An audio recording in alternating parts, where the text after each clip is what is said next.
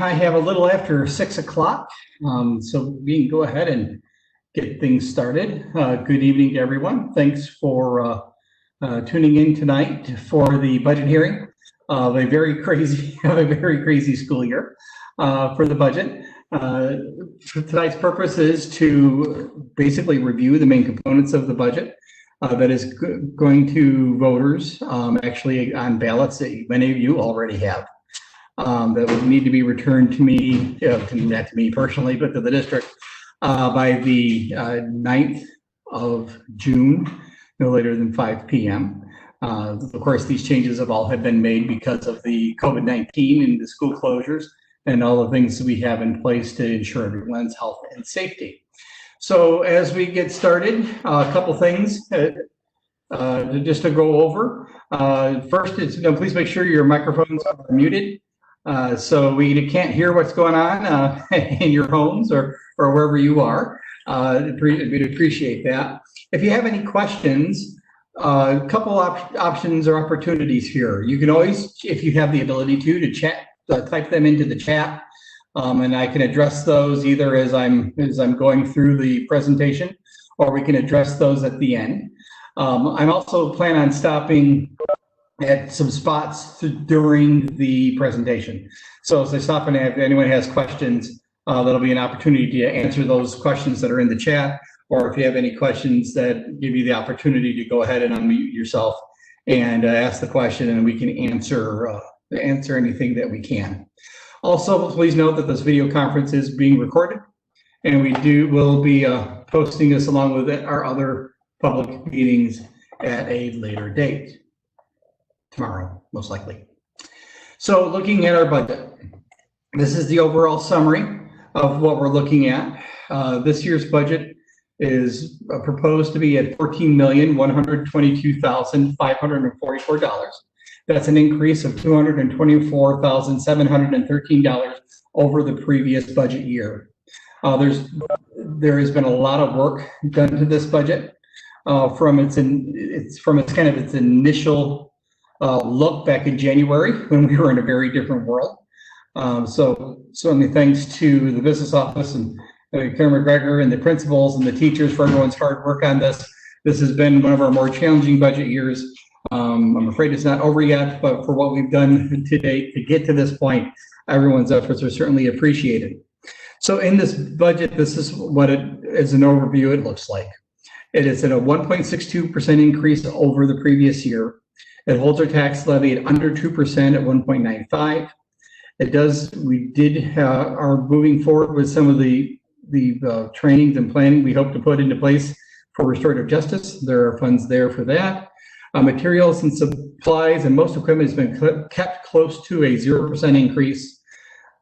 This year, we made some changes to our administrative structure and changed how we do the CSE chairperson position, rather it being a full-time administrator. It's been done this year by our school psychologist, and we plan on keeping that structure in place for this budget. The earth science teacher is removed. Now we lost our earth science teacher at the beginning of the year. We have made some changes to our curriculum at the high school, so students can still get their 3 required courses in the sciences for their diplomas. Ms. Adams has been working with the science department to make sure those things are in place. So this year, as a cost-saving measure, we are looking to not bring earth science back in for the school year.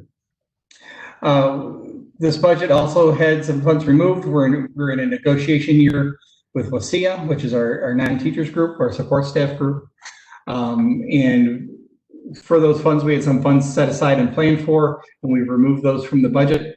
Non-union salaries are being held flat, and then anticipated breakage from retirement is removed. So in times where we have folks who retire, when we look to rehire those folks, there's usually a difference in between what the person was employed at versus what we hire at. That difference is generally referred to as breakage. We took an estimate of what we thought that number would be and already have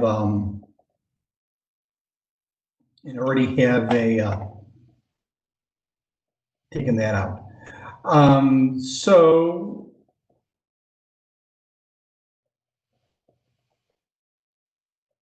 just looking at chat questions to Ann. Ann, I see you. I see Heidi.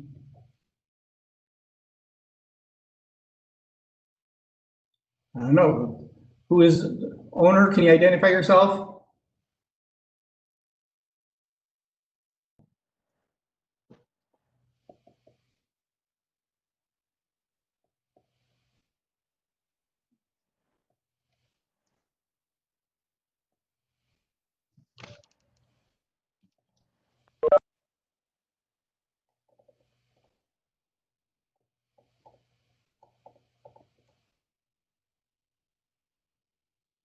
Okay. I'm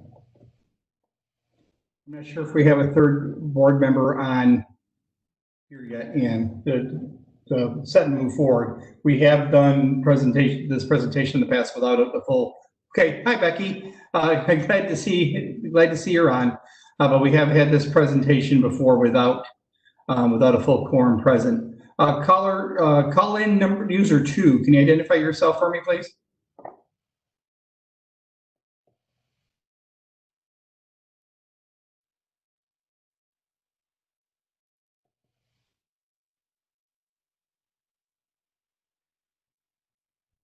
Okay.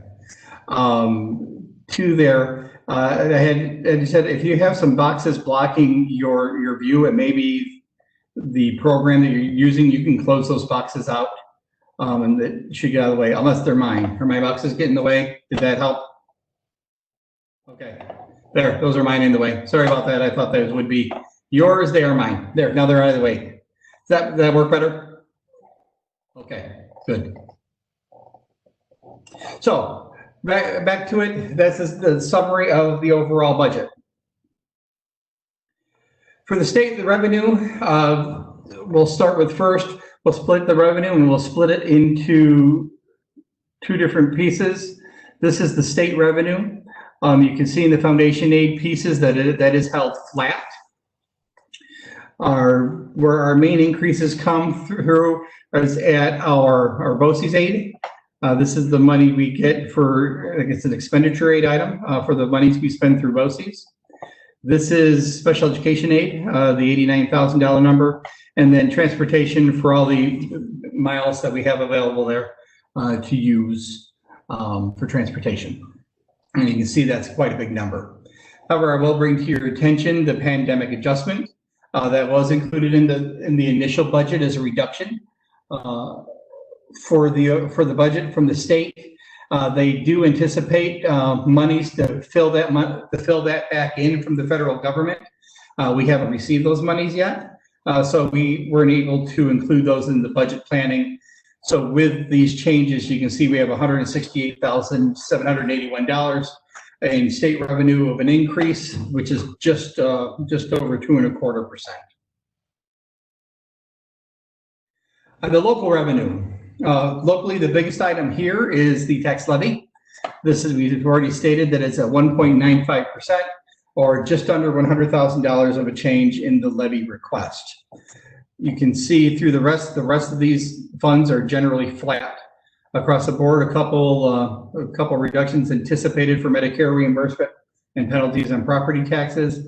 And remember that last year we changed our investment scheme. We went with New York Class rather than a traditional bank, and that's been able to garner us more interest for money that we have in the bank, so that we're able to increase our estimate for those funds there.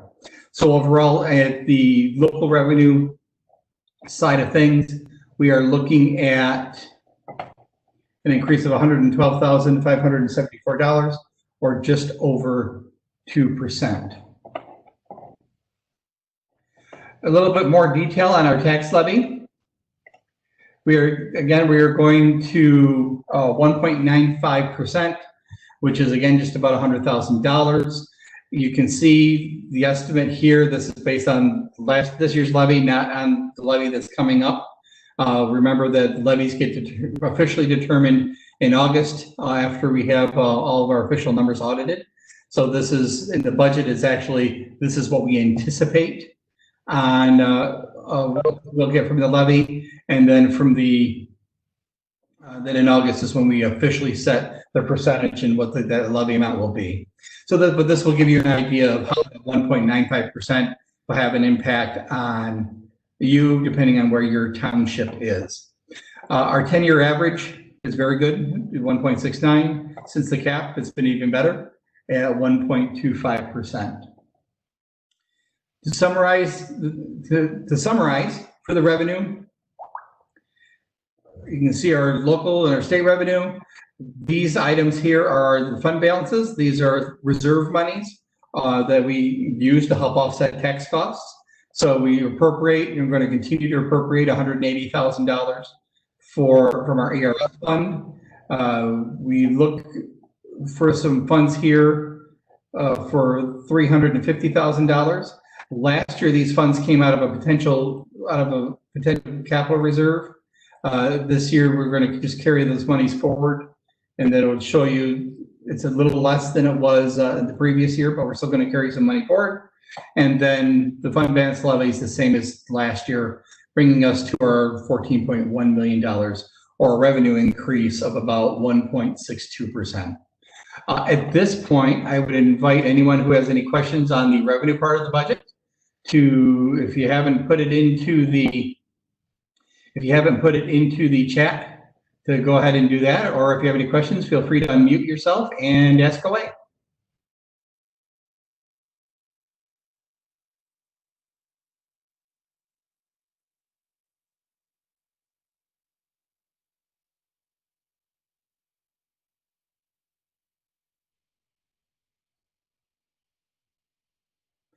Okay, hearing none or not seeing any questions typed in, we'll go ahead and keep moving forward. If you do have a question that pops up on revenue during the presentation, please don't hesitate to put that in. Or certainly at the end, we'll have general questions, and you can certainly ask the question at that time. So one of the requirements we have in presenting the budget is to present it in 3 parts, and by 3 different components for the expenditure side of things. It's an administrative component, it's the capital component, and it's the program component. The administrative component is exactly that. It's the school board, and it's the basics administration of the district, including some of our BOCES costs that are in there. So this first component is just that levels. You can see here that pretty much we have a reduction pretty much across the board in each of our line items. The part I will kind of highlight here briefly is central administration. That is my office, which is basically flat. It's a little less than the previous year. However, my running joke usually is that the $253,455 is not what I get paid. That is not my salary. That's the costs that come out of my office and the things we do here. Because my salary is over $141,000, we do have to report that as for administrative compensation, and so that information is below. So what you see there is my salary at $141,217, and the additional benefits at $26,601. That's there. The increase in legal expenses is exactly that. Legal expenses for mainly attorney fees. We are in negotiations with a group, with our Wasea group. We are also in a building project, which requires additional legal assistance to go through the intricacies of the building project, along with our kind of every day-to-day work that we do with our attorneys. So we expect a little bit more of a cost this year. Central services is where a lot of our BOCES services come through. That's where the BOCES administrative services are included. That budget was passed back in April by the component school districts. However, BOCES has since reduced those numbers. They needed to go out because of the COVID-19 issues. They went out at a number that they had established prior to the closures. They have since reduced that number. So this is the most we anticipate having to spend. We expect that number to be smaller when the school year actually gets into play, which will help our overall budget. Because they worked pretty hard at trying to keep everything as flat as possible. But right now we're planning at the number that they initially gave us, And hopefully that'll be a spot where if we have to worry about some reductions, where we can look into doing some reductions there. Overall, this budget remains relatively flat, only just over 0.25% of an increase, or $3,592. The second component we'll look at is the capital component. The capital component is a couple things. It has to do with our transportation. It has to do with basically our operations and maintenance of the buildings.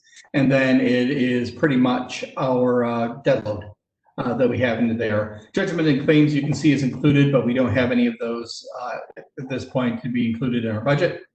This is actually a decrease of a budget. We've actually reduced the budget here by almost $31,000. The transportation increase is the biggest one. That's because of what we're looking at for our leases and our purchasing. We started leasing buses last year as a means to save money rather than purchasing them outright. This way we can keep the mileage low on the buses. They stay within warranty. We don't have issues with trade-in afterward. We return the buses still in good shape, and it helps us keep our fleet safe, and it helps us with maintaining safety of kids, plus being able to keep our buses on a regular rotation rather than necessarily hanging onto a bus longer than we would want to for safety purposes. Vans, we are purchasing 2 vans this year. Part of that's in part of our replacement plan. We use our vans for our many of our special ed runs or special runs, or for faculty and staff use for professional development if they don't use their own private vehicles. It's more cost effective to use the vans in many cases, and so we include those, but we purchase those as part of the district. And part of the reason behind that is we get a better trade-in value on ownership versus where leasing would go. So that's the basics of the component district, the capital component. Before we jump into the program, does anyone have any questions on either the administrative or the capital components of the budget? If so, feel free to go ahead and unmute yourself and ask away, or you can type something in the chat.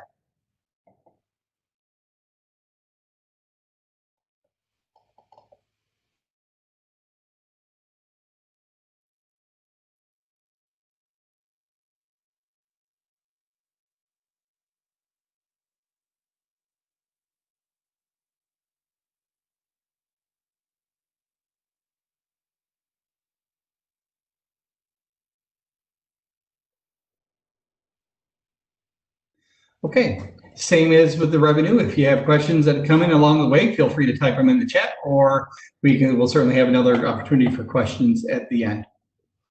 The program budget is the third of the 3, and it's also the most important. If you've heard any of our conversations about the budget here this year or any year, this is the spot where kids live. This is the kids programming. The teachers are here. All the extracurriculars are here. All the services we do for students are here. So this is the largest component of our budget, and it should be, because this is where our kids are. To this, you can see that this year in the component, it's an increase of $251,761. The majority of those increases come through salary increases and special education costs. Total teaching is where those salary increases are located.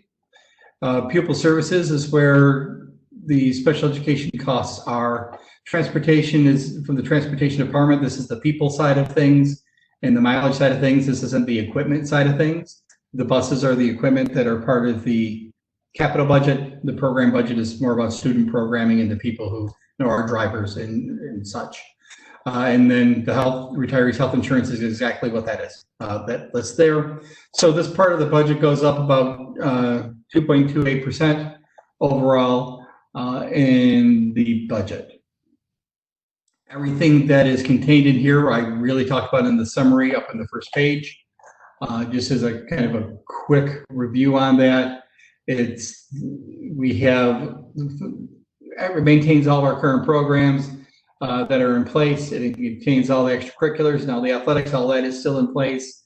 It includes monies for restorative justice and the other reductions that I had mentioned before about materials and supplies kept flat. Not an earth science teacher this year, but we haven't had one that's in previous years. Are also not included there. Does anyone have any questions about the program budget?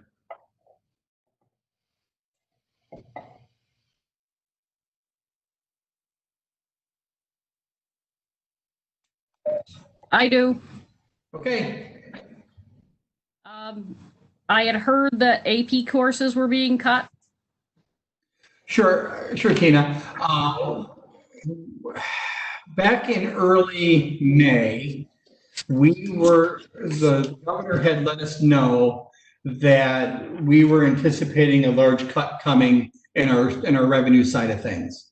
So we had expected at that point by early May to have numbers from the state that was going to indicate that we weren't going to basically have a 20% of our funding in state aid. So in those conversations, we had a meeting where we talked about if we had to do that type of a reduction, what would it look like? And there we set up a series of tiers, like tier 1 through tier 5, starting with the least intrusive things and then getting more impactful to student programming as it went along. And about tier 3, there was conversation about reduction of AP classes. So the budget here that we're asking folks to vote on includes all the AP classes and it includes all the programming that we had for the current year. It was a conversation of if these cuts come, what might we do? Those decisions haven't been made yet because we don't have good information to work on. We're not sure when we're going to get that information. The most updated information we have suggests that we may hear something here before June is out, because many states' fiscal years start July 1st, and that's when the majority of the states would need more funding. And so we're thinking that's when we'll have a better idea. Okay, thank you.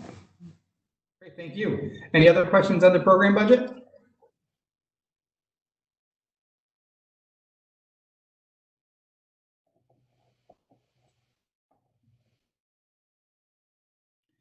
Okay, so prepositions, we have really 3 of them listed.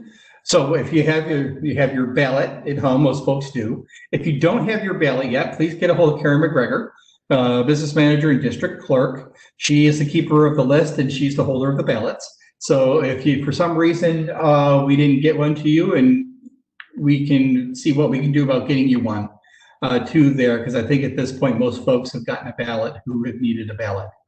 When you have your ballot, when you fill it out, please remember to put it into your ballot, to sign the oath, make sure everything is sealed and the oath envelope before you put it back into the mailing envelope to send it back to us.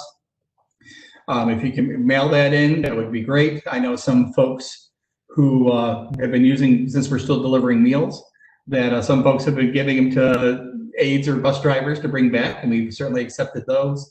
We'll take them in the mail, and I believe we're going to have a drop box outside while we're out delivering meals. So if people drop them off when they're picking up their meal, that they can certainly do that at that time as well. If you do mail it, please make sure you mail it in time. We do have to receive these ballots before 5 o'clock on June 9th. That is the current deadline. Anything received after that, we won't be able to count or check or include in the overall count. So on the ballot, Proposition 1, $14.1 million for the general expenditure, which we just reviewed into 3 components. Proposition 2 is the bus leases, which we talked about in the capital component. It's 1 65-passenger school bus and 1 35-passenger school bus. Voter approval on this authorizes us to go into a lease agreement with the company so we can lease those. Basically the same as going, not the same as going into a loan, but the same idea. Proposition 3 is the library. Now, the school district doesn't have anything to do with this proposition. The school is the mechanism that the public library uses to ask for a tax levy increase for its own expenditure budget. So it's included on our ballot. We will tally the votes for the library. We will let the library know what the end result is for there. But the request of the additional $572 for their levy request is specifically for the public library, and it goes to the public library, but it doesn't have anything to do with school. We are just the means that get used to get that request out to the public. And item 4 is our board seats. Let's see, we have 2 seats that are open for this year. Both are 3-year terms. Mary Grammer's seat. Mary is not running again, or chose not to run again. Thank you to her for her service. And that seat is currently vacant. Ann Dunnigan her seat is open, and she's running again for her seat. Again, that's for a 3-year term. 2 there on the ballot. Anyone have any questions on the ballot?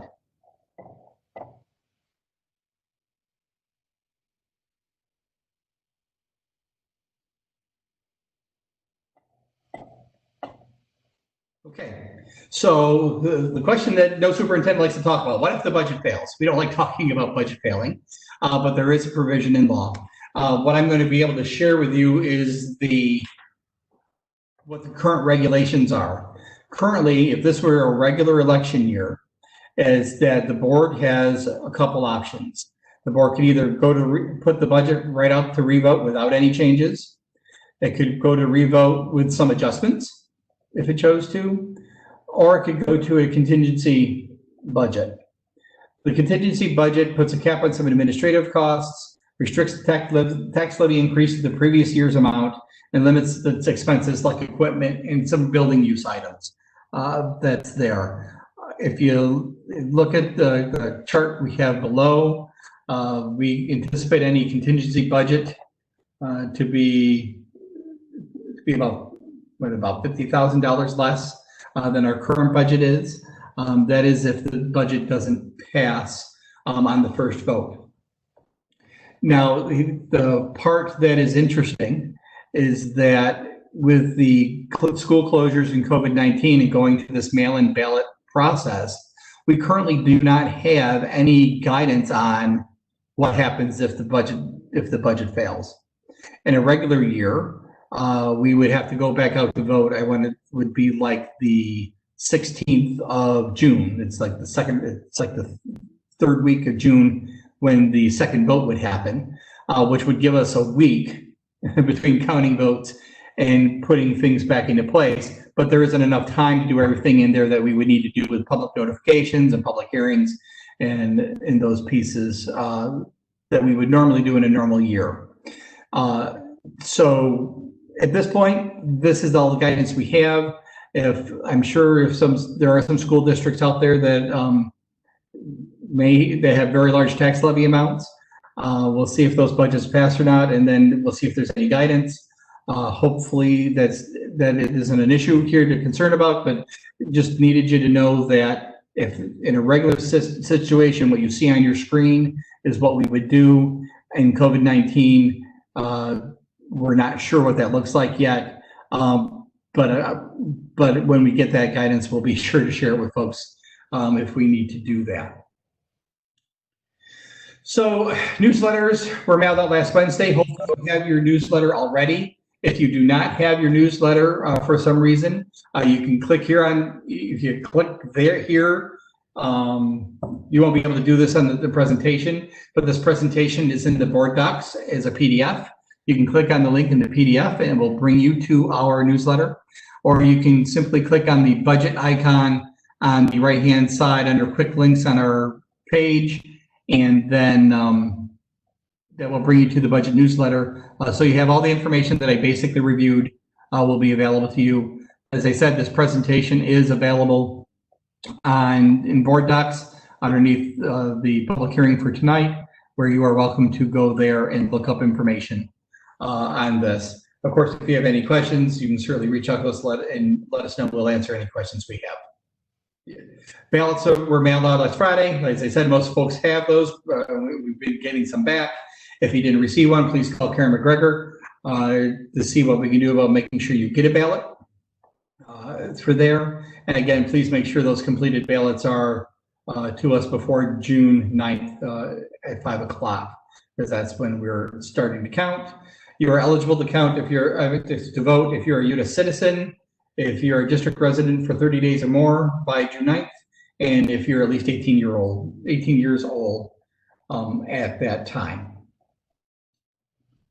So one other item before we jump to questions, I just wanted to note here the school report card information. It is some information that we're required to provide for the community, so you can see how the school is doing. This is the link that is here. Will be on the presentation, and you click on that, it will bring you to basically all the information about the school, about why we're in good standing, about how our test results are, and full breakouts of a whole bunch of information about the school district. And if you go there and have any questions, please don't hesitate to give me a call or an email, and I'll be able to answer anything that I can for you, so you have an understanding of what you're looking at or what it means for the school and the performance of the district. With that, does anyone else have any questions about anything we presented or anything on the budget?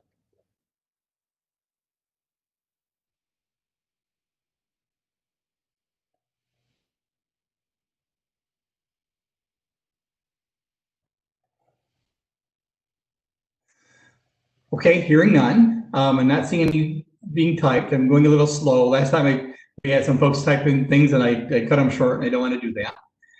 If you do have any questions between now and when you mail your ballot in, please don't hesitate to contact us at the school, email, phone call. We will answer anything we can for you about the budget or about the newsletter or anything else we talked about here tonight. If you have those questions, please, if you have ballot issues, again, reach out to Karen McGregor so she can help you out. With that, I hope everyone is well and is remaining safe and healthy. And thanks for attending tonight. Have a great evening.